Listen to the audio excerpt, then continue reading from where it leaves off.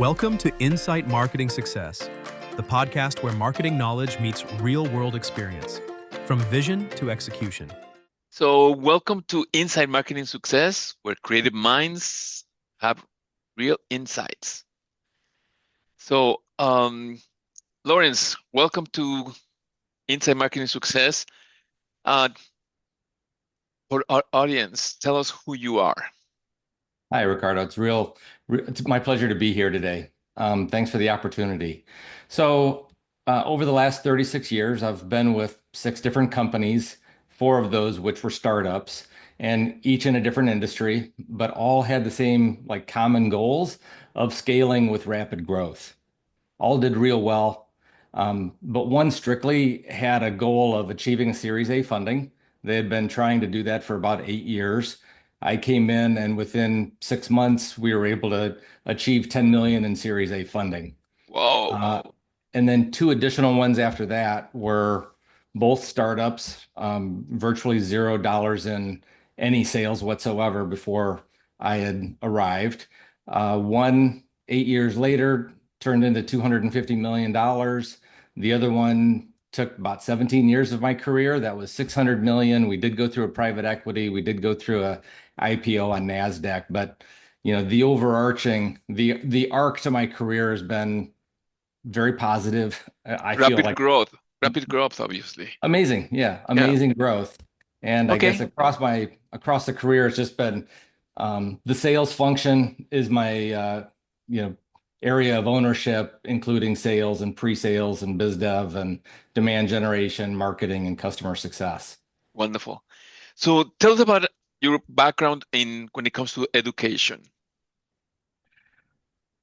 Well, I went to the University of Illinois, had an econ degree from there, a bachelor's degree in economics, went to a leadership school out of Columbus, Ohio for a couple years.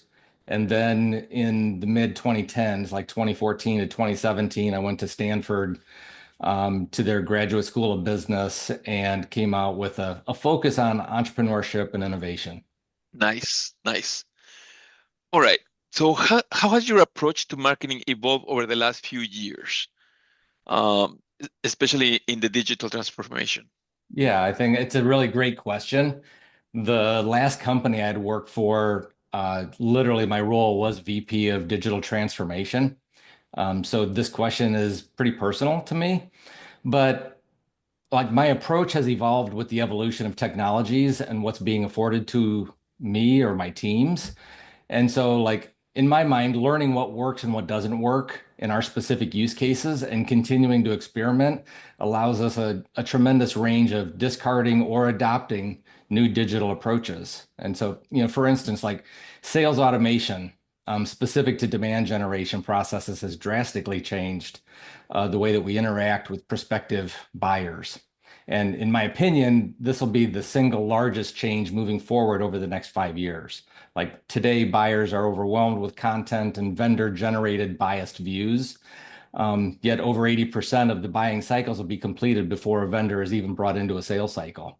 So I think this means to our vendors that they have to be far more savvy with their content creation and distribution channels, especially to large language models, long before sales ever gets involved.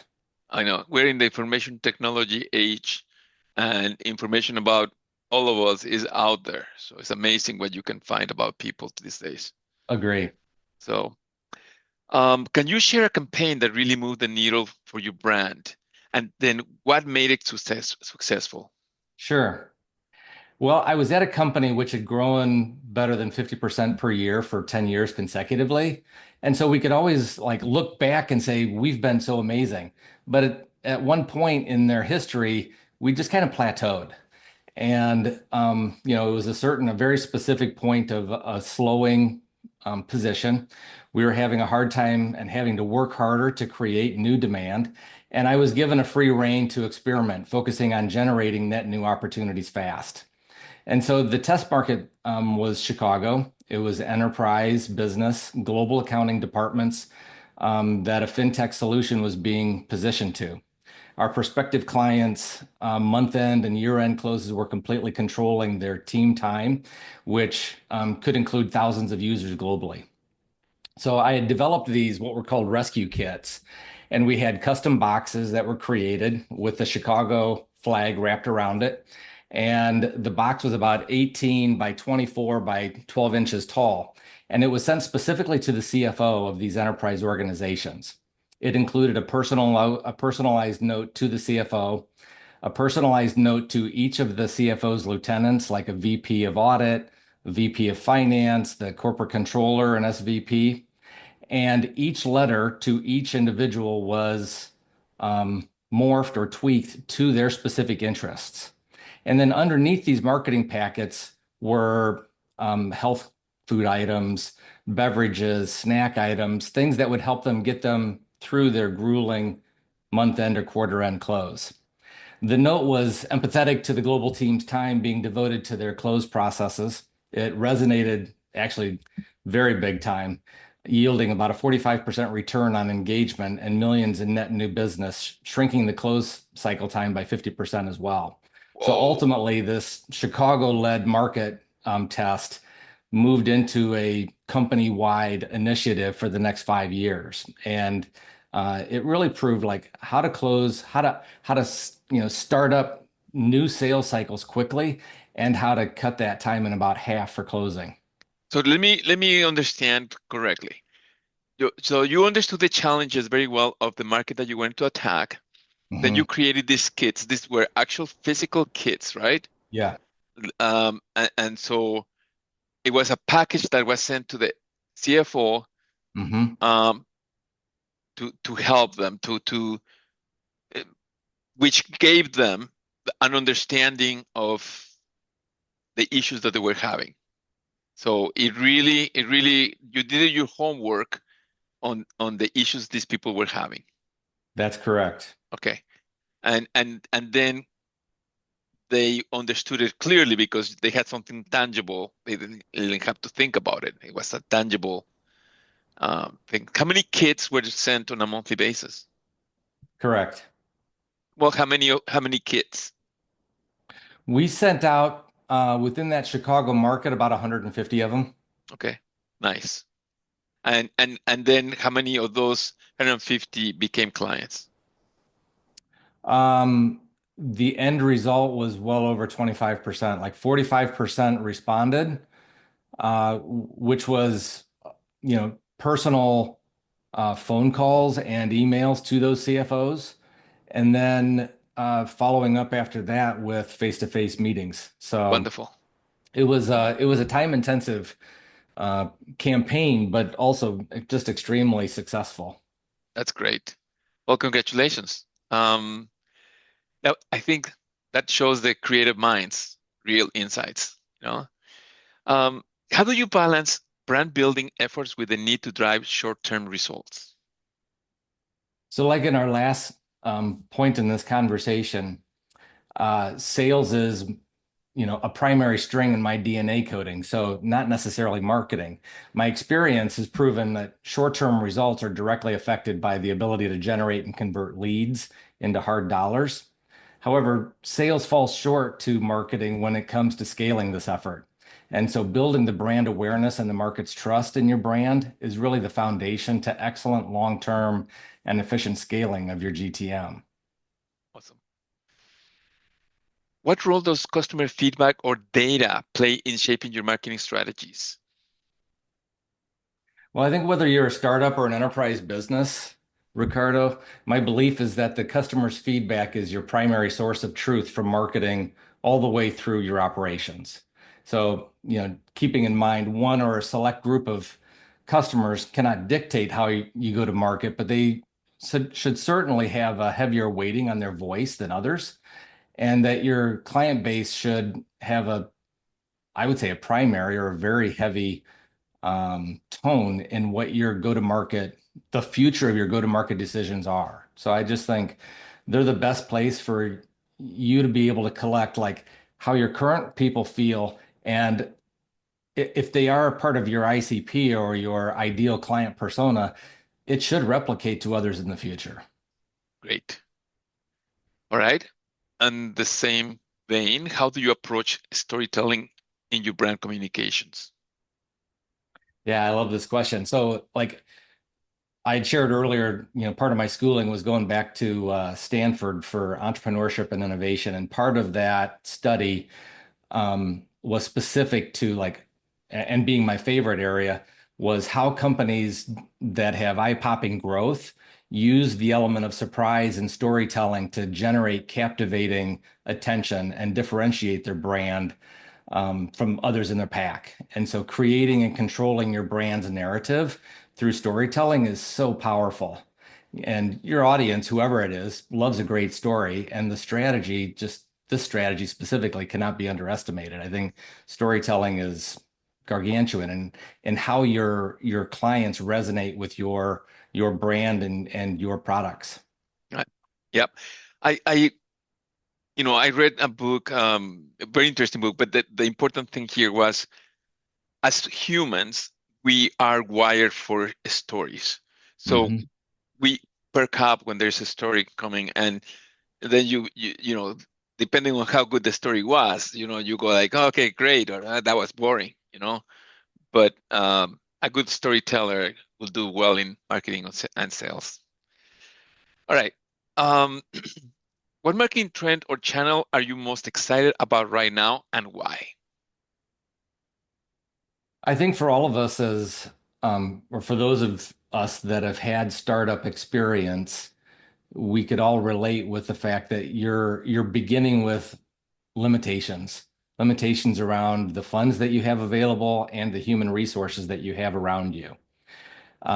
AI opens a whole new chapter in our book, and it's really just now gaining speed. Like it's been around for maybe 5 years to those that have been in the mix of real IT organizations, but it's really just now to the general public picking up speed.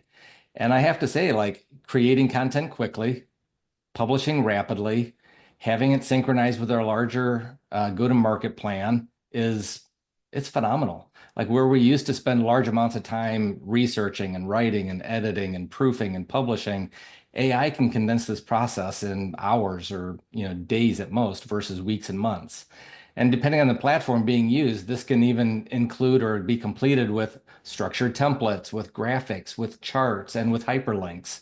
And so, having almost a completely finalized output in a matter of hours it's kind of mind blowing, but it's super exciting to me. And it, Yeah, and it gives us as startup folks um, a lot of leverage, a lot more leverage than what we used to have. I'll say that. yeah. Um, Amazing. Um, what metrics matter most to you when evaluating the success of a marketing initiative? I'll keep this real simple, and I try to keep it within four uh, silos, let's say. They relate to each other, but one is our message resonating with the folks that we want it to resonate with, the ICP. Like, are they hearing it and are they interacting with this message? Number two is that core audience, that ICP, is it growing or shrinking? Like literally, can we see statistics on it growing? Once you've got it growing, are we actually able to convert it? Like, who cares if I can gain followers if I can't ever have those followers turn a transaction with me? It's kind of for naught. And so everything's about the almighty dollar when it comes to a Yeah, profitable center. So if I'm having a resonating message and I'm growing my audience, then I want to know, am I converting those to actual clients? And last but not least is an acronym for CAC, or my efficiency of converting a lead from the beginning to an actual client. And so if I'm becoming more like my message is resonating, my clients are growing, or my audience is growing, my buyers are growing, and it's becoming less and less costly for me to turn each one, we win. awesome. All right. How would you foster creativity and collaboration within your marketing sales team, um, or with your agency partners? So I think purposely reserving time together through team-based activities that can include, but not be limited to, like structured meetings that may be, focused on communication and awareness and joint end goal improvement. Like I don't want to just check boxes. I want to analyze and improve. These may cover topics like, webinars, live conference activities, in-field activities, special promotions, geofencing techniques and targets, but also including informal, non-mandated, but regularly scheduled gatherings.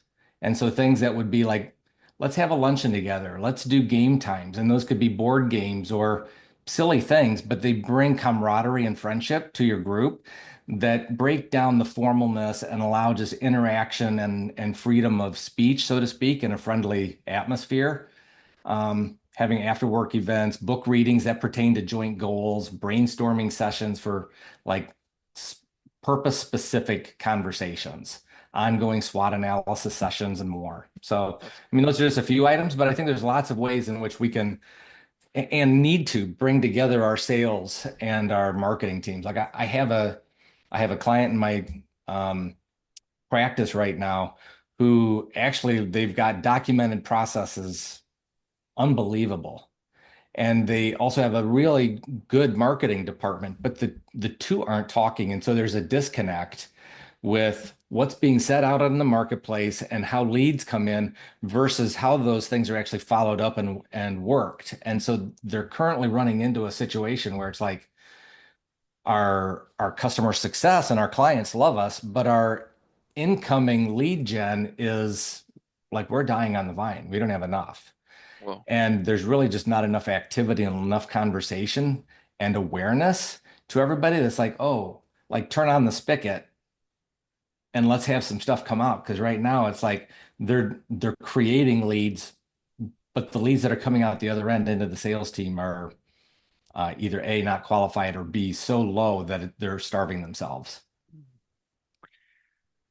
so you said something that it has been key, and I have learned, in my years of managing my company.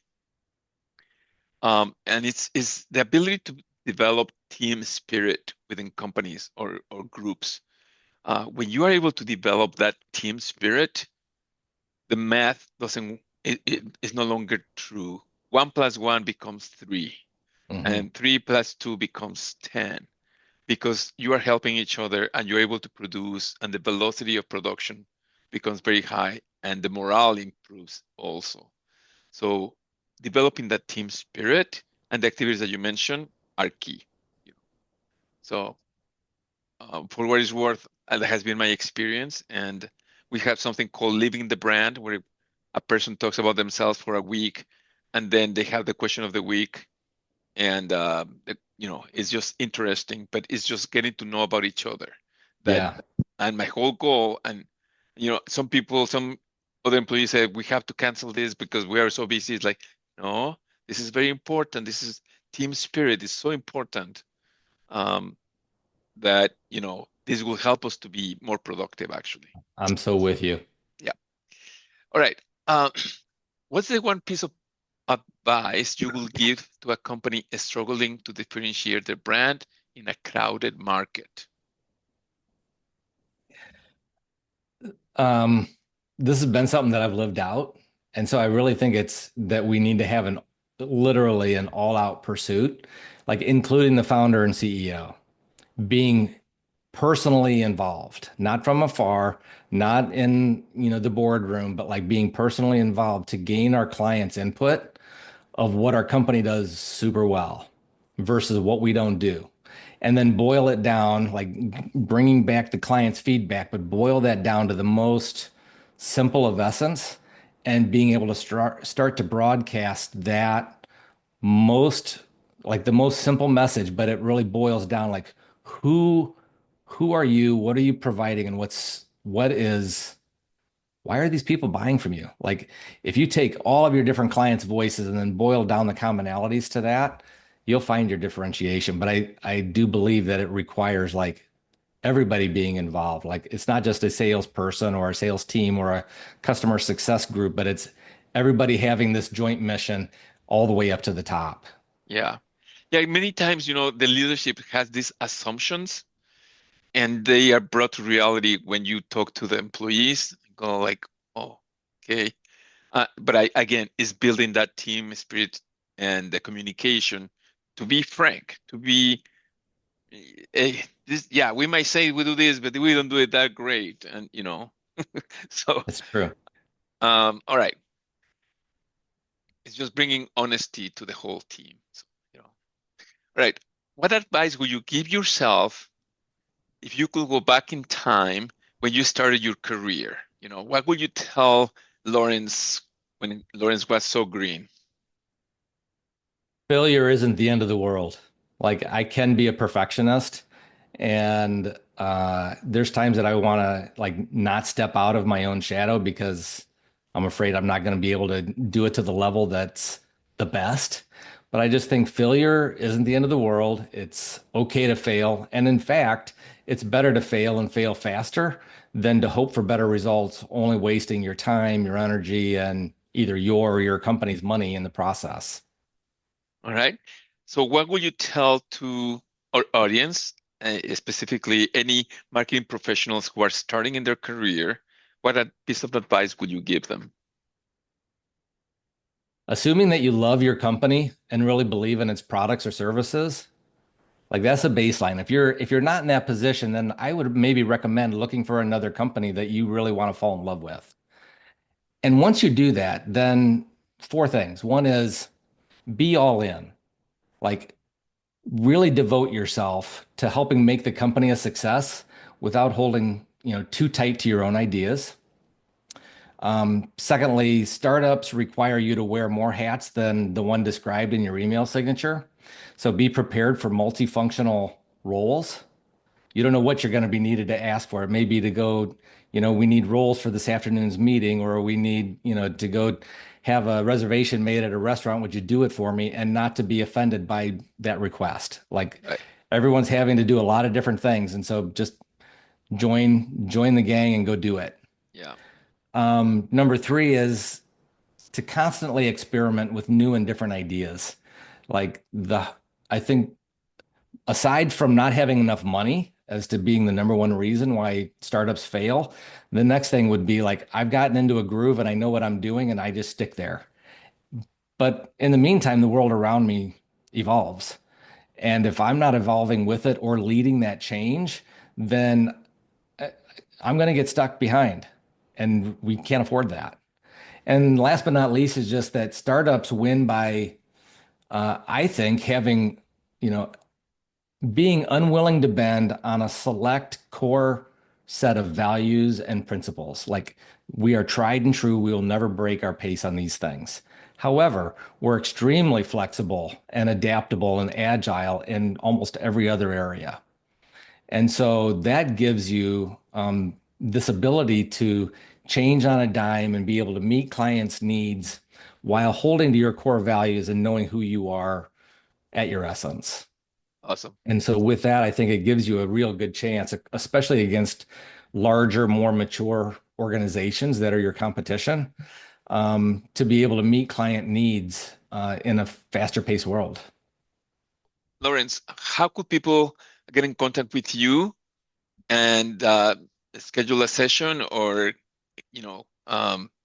what is your website and how do you go about intro meetings? Well, it's a great question. I'll give them three different ways in which to reach me. So one is my company's phone number is 515-800-7677. Again, that's 515-800-7677. Or they could reach out to me directly via email at Larry or Lawrence, either one works, .Meyer, and that's Meyer at RevGen.com, and that's REV-GEN.com. Awesome. Last but not least is our website is rev-gen.com. And on every page in there, it's going to give you information as to how to reach me. And or on the last page of the site for contact us, you can actually engage by setting up a 15-minute 100% free call. and we get to converse about things that are affecting your go-to-market, your marketing, your sales, and discuss how to create solutions for you. So, Lawrence, thank you very much for your time. I appreciate your time today, and I think this will have a lot of value to anybody who's in sales and marketing. So, well, I appreciate it, Ricardo. Thank you so much for your time and just all the questions and the ability to answer those. Thanks for listening to Insight Marketing Success, where marketing knowledge meets real-world experience from vision to execution.